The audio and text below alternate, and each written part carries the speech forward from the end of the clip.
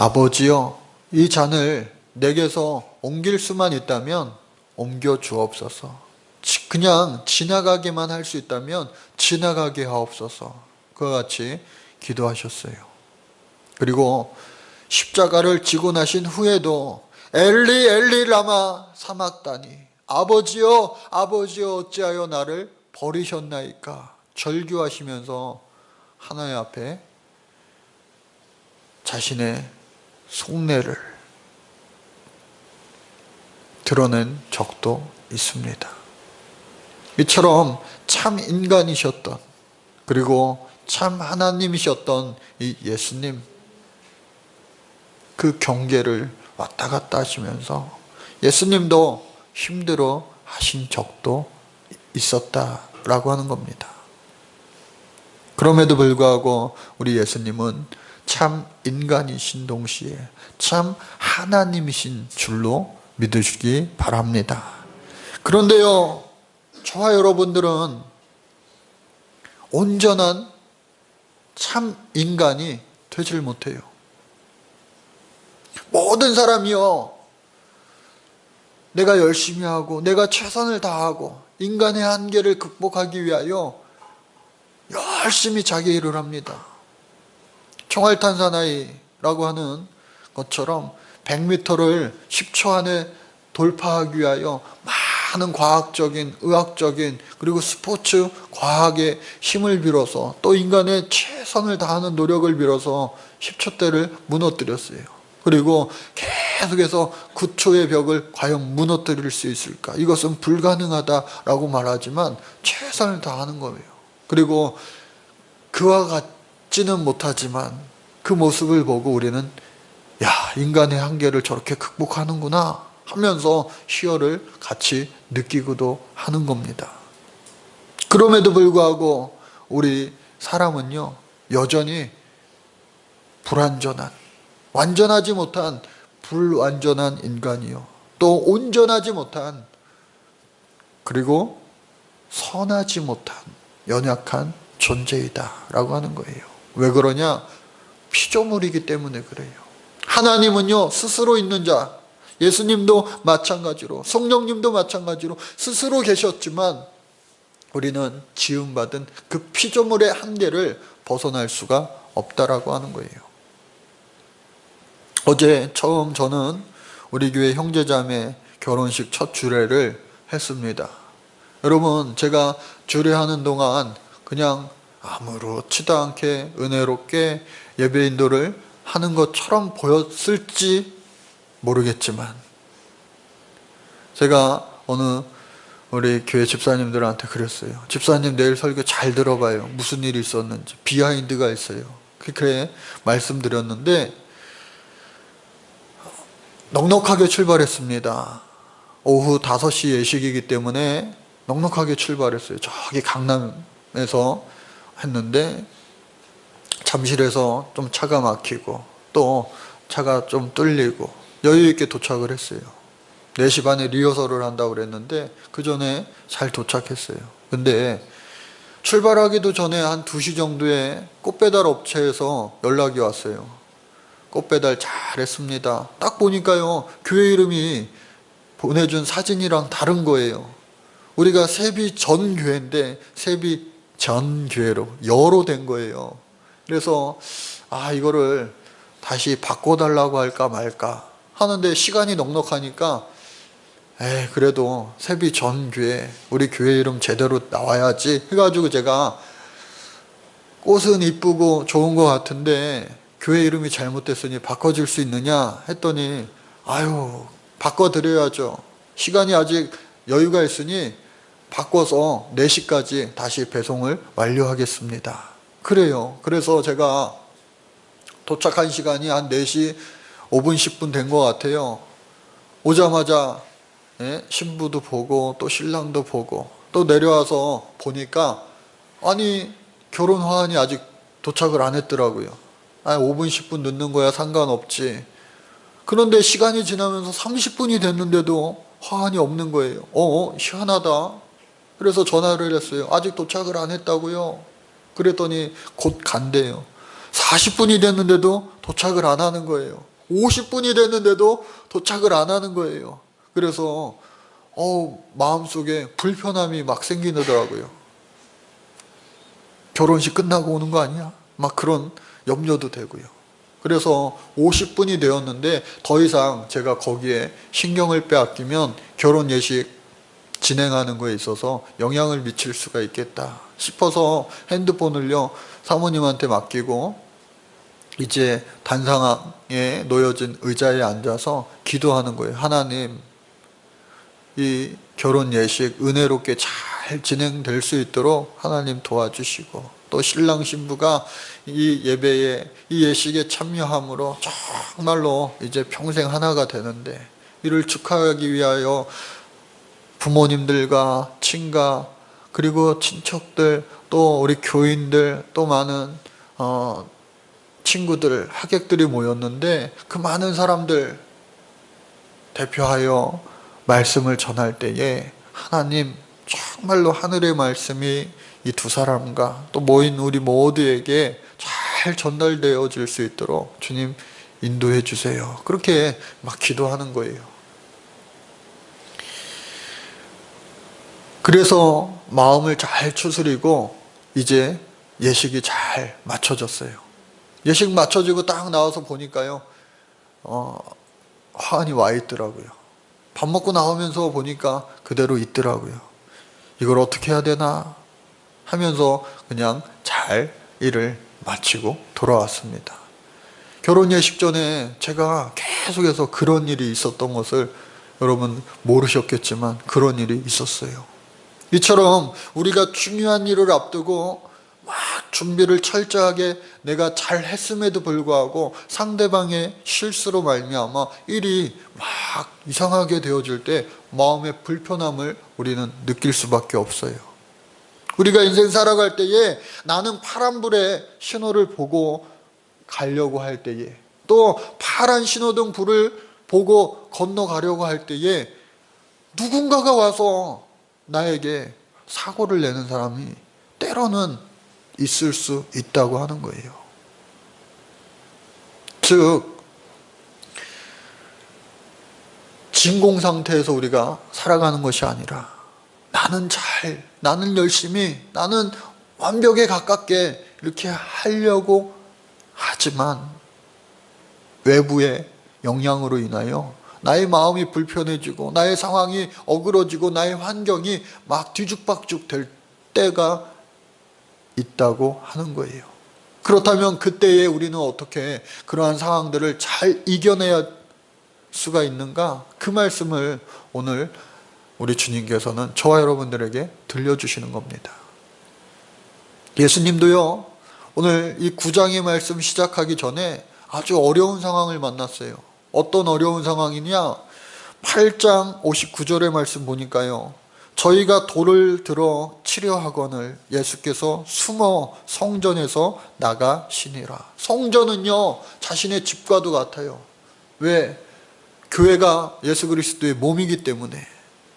그런데 예수님께서 그 성전에서요, 숨어서 도망 나오셨다라고 하는 거예요. 왜 그러느냐? 아니, 자신이 주인인 자신의 집에서 사람들이요, 돌을 들어 예수님을 죽이려고 했다라고 하는 거예요. 이 8장의 말씀은요, 어떤 내용의 말씀이 되어 있느냐? 현장에서 가늠하다가 붙잡힌 여인을 많은 사람들이 돌로 쳐 죽이려고 했어요. 그때에 예수님께서 죄 없는 자가 먼저 돌로 치라 말씀하셨어요. 그만큼 큰 죄를 저질렀을 때에 유대인들은요, 돌을 들어서 돌로 쳐 죽임을 당하는 그 형을 받게 되는 거예요. 죽을만 하니까 죽게 되는 거다라는 생각들이 이 유대인들에게는 많이 있는 거예요. 그런데 예수님이 무슨 죄를 지었기에 흠 없으신, 죄 없으신 예수님이 돌팔매질을 당할 뻔하셨던 거예요. 여러분, 예수님도요, 감정이 있으신 참 사람이었습니다. 기분 좋고 기분 나쁘고가 있는 그러한 예수님이셨을 거예요. 그런데 이 8장 59절 직후에 9장의 말씀이 시작되는데 예수님이 지나가시다가 소경을 보신지라. 여러분, 예수님도 참 사람이었기 때문에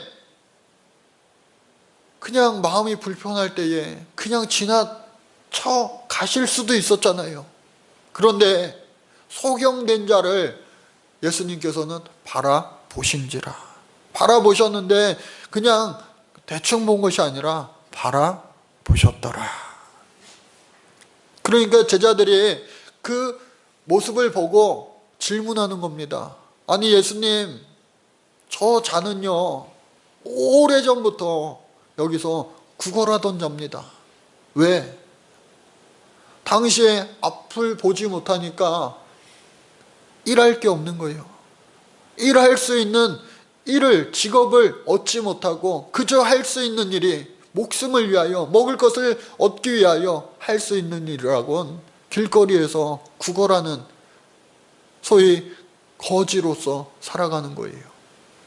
근데 하루, 해, 이틀, 해가 지난 것이 아니에요. 오래전부터 저 사람이 아주 어릴 적서부터 저곳에 거지로 살아오고 있음을 그 동네 사람들은 다 아는 거예요. 그 사람을 예수님께서 바라보시니 제자들이 궁금해서 질문합니다. 예수님, 도대체 저 사람은 날 때부터 소경이었던 사람인데, 태어나면 때부터 소경이었던 사람인데 도대체 누구의 죄 때문입니까? 저 부모의 죄 때문입니까? 아니면은 저 자신의 죄 때문입니까? 이렇게 질문한 것은 당시의 유대인들의 이 생각 속에는요, 몸이 불편한 아이가 태어나면 그 아이가 태어나자마자 무슨 죄를 짓겠어요? 그 부모의 죄로 인하여, 혹은 그 부모 위에 조상의 죄로 인하여 그 아이가 저렇게 태어난 거야 하는 생각들이, 그러한 사상들이 이 유대인들에게는 있었다라고 하는 거예요. 그래서 그 아이는요, 부모에게 버림받았습니다.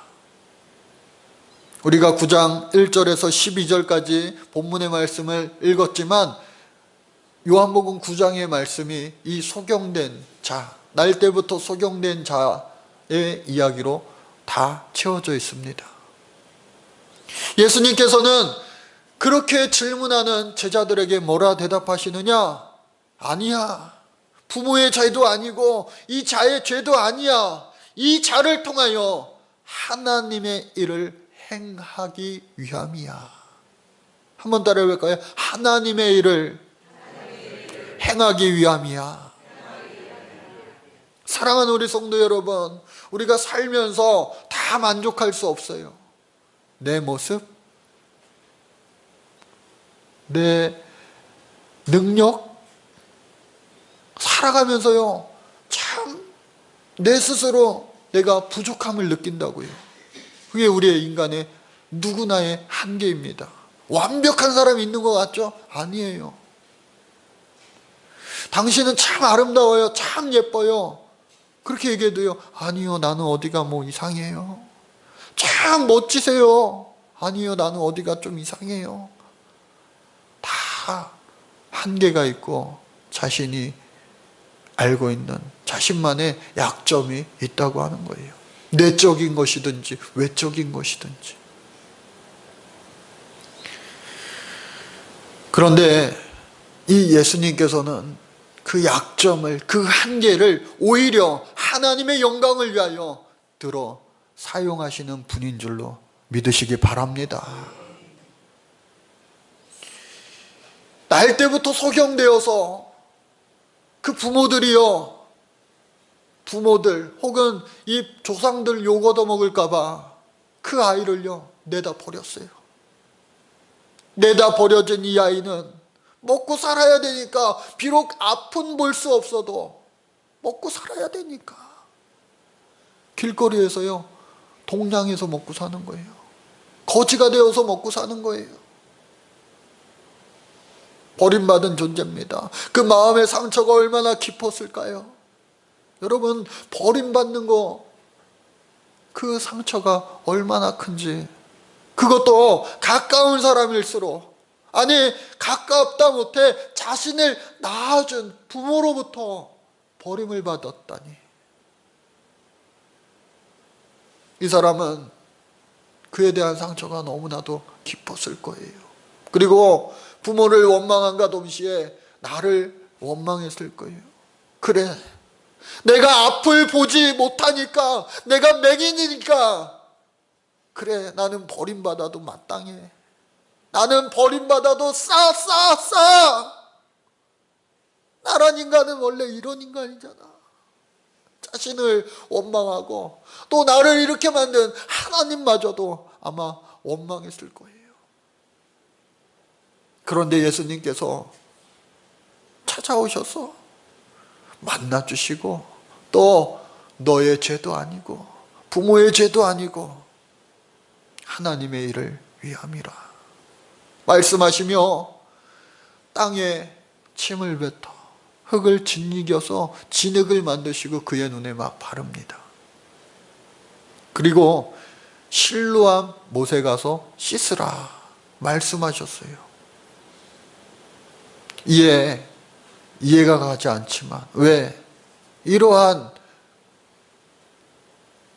처방법은, 이러한 치료법은 전에도 없었고 후에도 없을 법한 아주 괴상망측한 그러한 일이잖아요. 그런데 이자가 예수님의 말씀에 순종하여 실로암 못에 가서 깨끗이 씻었을 때에 오늘 성경에 나와 있는 것처럼 그의 눈이 밝아진지라, 그의 눈이 밝아지게 된 줄로 믿습니다. 눈이 환하게 밝아진 거예요. 그래서 이 사람이 깜짝 놀랐죠. 아, 세상이 이렇게 아름다운 세상이구나. 아, 세상이 이렇게 생겼구나. 연못에 비친 자신의 얼굴을 바라보며 내가 이렇게 생겼구나. 바라보는 모든 것들이 전부 다 처음 보는 것이에요. 그리고 다시 막 달려왔더니 그 자리에 예수님은 이미 가시고 안 계세요. 그런데 많은 사람들이 깜짝 놀라는 거예요. 저 맹인된 자가 눈을 떴네. 저 맹인된 자가 바라보네 하면서 소문이 막 나는 거예요. 그리고 소문에 예수님이 바로 그를 보게 하셨다라는 소문이 막 나니까 바리새인들이 안 그래도 예수님을 돌로 쳐 죽이려 하고 예수님을 죽일 구실을 참는데, 하필이면 그날이 안식일, 쉬어야 되는 그날에 예수님이 소경의 눈을 밝게 해주신 거예요. 그리고 그 소경을 불러서 심판합니다. 너 도대체 어떻게 된 거야? 예수님이 밝게 해주셨는데요.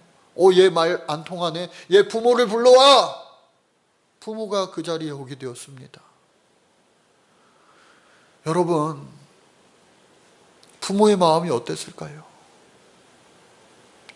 앞을 보지 못하여 어쩔 수 없이 버리게 된 그 아들이 이제 장성하여 커서 예수님을 만나 눈을 뜨게 되었으면, 아마 저라면 그 자리에서 정말 그 미안한 그 자식한테 용서를 구하고 다시 함께 살아보자 라고 말했을 것 같은데, 이 부모는요 그렇지 않았어요. 그렇지 않기 때문에 아마 그 어린 자식을 버렸을지도 모르겠어요. 바리새인들이 질문합니다. 네 아들 맞느냐? 맞는 것 같은데요. 네 아들이 정말로 정령 태어나면서부터 소경이었던 게 맞느냐? 맞는데요. 근데 어떻게 저자가 눈을 뜨게 됐느냐? 그 부모가요 답을 하지 못해요. 왜? 이 부모도 소문을 들었어요. 뭐라고요? 예수님을 만나서 예수님이 자신의 아들의 눈을 뜨게 해주었다고 소문을 분명히 들었을 텐데, 그와 같이 말하면 예수님을 믿는 것이 되니까, 그 예수님을 믿는 사람들은 유대교로부터 출교를 당하기 때문에 출교를 당할까 봐 뭐라고 대답하느냐? 우리의 아들이 장성하였으니 그에게 직접 물어보시오 라고 대답하는 거예요. 우리의 아들이 이제 미성년자가 아니라 성년이 되었으니 직접 물어보세요. 저희는 잘 모릅니다. 여러분, 그 장성한 아들, 태어나면서부터 소경이었던 그 자가 그 순간에 얼마나 마음이 아팠을까요? 아마 부모로부터 2번 나는 버림받은 자식이구나 하면서 더 깊은 상처를 또 받았을 것 같아요. 눈만 뜨면 부모와 함께 살 줄 알았는데 부모는 여전히 나를 싫어하는구나. 그가 바리새인들과 다시 이야기합니다. 저는 진실만을 이야기합니다. 예수님이 나를 찾아오셔서 나를 바라보시고 흙에 침을 뱉으시고 진흙을 짓이겨서 나의 눈에 바르시고 실로암 못에 가서 씻으라 말씀하셔서 저는 그냥 그대로만 했을 뿐인데 내 눈이 밝아졌습니다. 다시 예수님을 만나지는 못했지만 그가 예수라는 것을 나는 분명히 알고 있습니다. 내가 눈 뜨고 있지 않습니까? 이렇게 말하자 다시 한번 그는 그 유대교 바리새인들, 자신의 민족 그리고 종교 지도자들에게 또다시 버림받는 사건을 경험하고 있어요. 또다시 내어 쫓음을 당하였더라. 그가요 또다시 내어 쫓음을 당하였어요. 끝없이 그는 날 때부터 버림받은 인생, 또다시 버림받는 인생, 또다시 버림받은 인생, 버림의 상처가 정말 치유하기 힘들 정도로 많아진 거예요. 그런 그를 예수님께서는 다시 찾아오셨습니다. 예수님께서 그에게 찾아오셔서 말씀하십니다. 35절에 보니까요, 예수께서 저희가 그 사람을 쫓아냈다 하는 말을 들으셨더니 그를 만나사 가라사대 내가 인자를 믿느냐? 대답하여 가로되 주여 그가 누구시오니까 내가 믿고자 하나이다. 예수께서 가라사대 내가 그를 보았거니와 지금 너와 말하는 자가 그이니라. 내가 바로 예수라. 이에 그 사람이 주여 내가 믿나이다 하고 예수님께 절하였다고 하는 거예요. 예수님께 고침을 당하고서도, 예수님께 놀라운 능력을 경험하고서도 예수님을 모른다 하는 사람들도 많이 있었어요. 그러나 이 날 때부터 소경되었던 자는 자신의 눈이 밝아지고 예수님을 끝까지 내가 믿고 섬기고 따르겠다고 고백한 거예요. 즉 예수님 처음 말씀하신 것처럼 이 자가 눈이 소경된 것은 하나님의 일을 드러내기 위함이라. 이 말씀을 이루게 된 줄로 믿습니다. 우리가 이 세상 살아가면서요, 마치 이 자와 같이 얼마나 나는 열심히 살려고 그러는데 내가 태어날 때부터 소경이었던 이 큰 내 몸의 가시 때문에 평생 핸디캡이 되고 평생 컴플렉스가 되어서 그것 때문에 잘 되다가도 어느 순간 넘어지고 그것 때문에 계속해서 내 인생에 발전이 없고 그럼에도 불구하고 그러한 우리의 연약함, 우리의 약점, 우리의 한계, 그 모든 것들을 다시 선하게 사용하시는 분이 바로 우리 하나님인 줄로 여러분들 믿으시기 바랍니다. 우리 각자가요, 우리 모두가요, 연약한 약점이 있어요. 한계가 있어요. 부끄러운 부분이 있어요. 그러나 그것을 우리 주님께서는 어떻게 해요? 놀랍게 하나님의 일을 하기 위한 일로 바꾸어 주실 줄로 믿습니다. 버림받은 그를 예수님 다시 찾아오셨어요. 부모로부터 버림받은 그를 찾아가셨던 것처럼 민족으로부터 버림받은 그를, 다시 한번 부모로부터 버림받은 그를 예수님 다시 찾아가셔서 너 나를 따라올래? 나를 믿을래? 라고 물으시고 아멘으로 순종하며 믿겠다고 절한 그를 하나님의 사람으로 귀히 사용하신 줄로 믿습니다. 사랑하는 우리 성도 여러분, 주의 말씀은 내 발의 등이요 내 길의 등빛이니이다.